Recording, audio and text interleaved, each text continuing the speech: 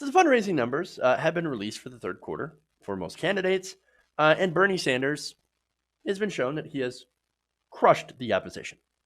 So Sanders hauled in a record $25.3 million from small donors, with the average of about $18 apiece. Now, we know this. I've reported on this already.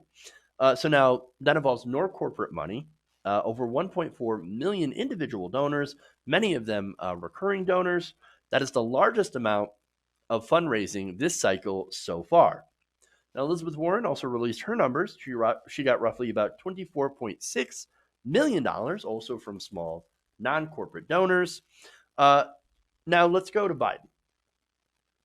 Biden only brought in $15.2 million. Womp womp. Okay. So now, he announced, ironically, at a swanky fundraiser in Palo Alto, his fundraising numbers, by the way, were tickets sold for about $1,500 to $2,800. That's the maximum amount. He told his donors at this event that the U.S. doesn't need some, quote, radical socialist kind of answer to inequality. Quote, you've just got to make capitalism work like it's supposed to work. We've got to save capitalism from this guy, referring, of course, to Donald Trump. Oh, yes, you've got to make capitalism work like it's supposed to. No, it actually is working like it's supposed to. Massive wealth and income inequality, the rich getting richer, poor getting poorer, people being exploited for their labor. Now, I would say it's working as intended. So that's what happens when you have unregulated crony capitalism. You have the crony capitalists that go and buy the government and then rig the rules in their favor. It sounds like it's working perfectly, right? But they got to say that, right? Oh no, we just got to get capitalism working, which means no fundamental change to the system. Again, he told his donors, no fundamental change. I'm not going to change anything if I get into office. All right, well, very, very clear, right? So now what's funny is that so-called radical socialism, right, just completely decimated donations from Biden's wealthy donors. Hilarious. So these high dollar fundraisers, by the way, have been with billionaires from billionaire real estate tycoons, insurance CEOs, natural gas executives. So that just shows who he's been getting his money from. Not only that, is that a huge problem in the fact that corporate interests are, funding him 100%, but also for him personally. You see, there's only so many high dollar donors. When you run out of those, when they max out their contributions, and they usually do the first time, like the first time they contribute, they give the maximum amount of donations. Now, look, if it's in the beginning of the race and you get all those high dollar donors maxing out, well, that ends up being a lot of money. But then you have no repeat donors. The average donation to Joe Biden is about $44. Compare that to the average donation to Bernie Sanders, 18, right? So now Sanders gets most of his donations from regular people. These are recurring donations, and they don't actually max out. They're very unlikely to max out. And the majority of people who give to Bernie Sanders are teachers, Amazon workers, and workers for Walmart. These are people, by the way, especially in the case of Amazon, that were literally helped out by the actions of Bernie Sanders. Why? He pressured Amazon to raise their wages, and Amazon did. So he supported the workers, and now the workers are supporting him and saying, thank you, Bernie, for raising our wages. Now you can do that for the rest of the country. We're going to support you. And so there's Bernie Sanders. And the difference between him and Biden is enormous. And Biden, by the way, big trouble, right? We know it. I mean, he knows it.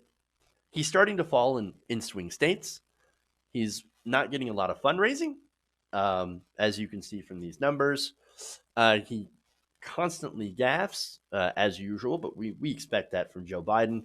But more importantly, like I said, he's losing a lot of people, whereas Sanders and Warren are gaining a lot of people, especially Warren. And let's be honest about that.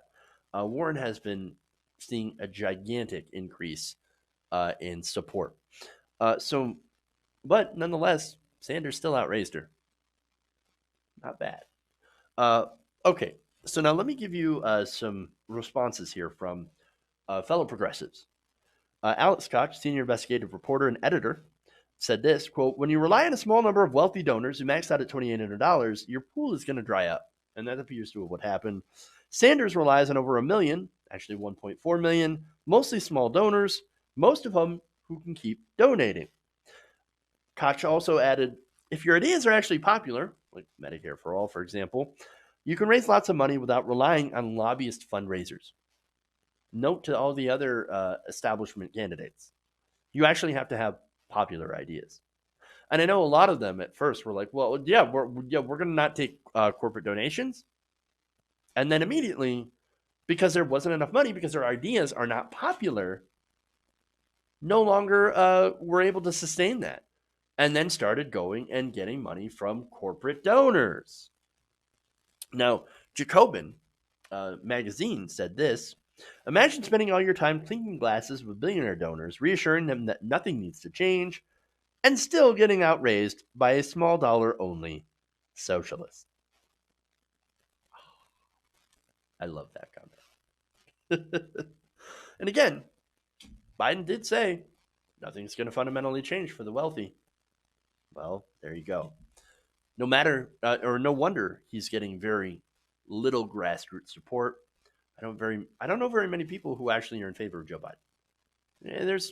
I know one personally, and we'll just leave it at that. And look, there's a reason that Biden doesn't have any grassroots support. It's because he doesn't represent the people; he represents the donors. And you can't, in this new era, you really can't win an election or get a lot of support if you don't have that grassroots. Hey guys, hopefully you enjoyed that free video. Now I'm going to have to ask you a favor.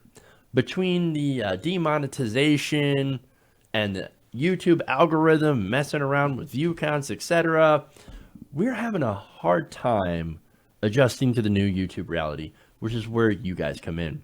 See, we have a Patreon, patreon.com/TYTNation, set up to help us rely on you guys, the viewers, instead of big corporate ads. Look, you know the show. You know I'm not in favor of big corporations anyway. So help us transition away from relying on the ad model to pay the bills and sign up to be a patron, patreon.com/TYTNation. That goes a long way to help us keep the lights on. And you guys will know that you're supporting independent progressive media.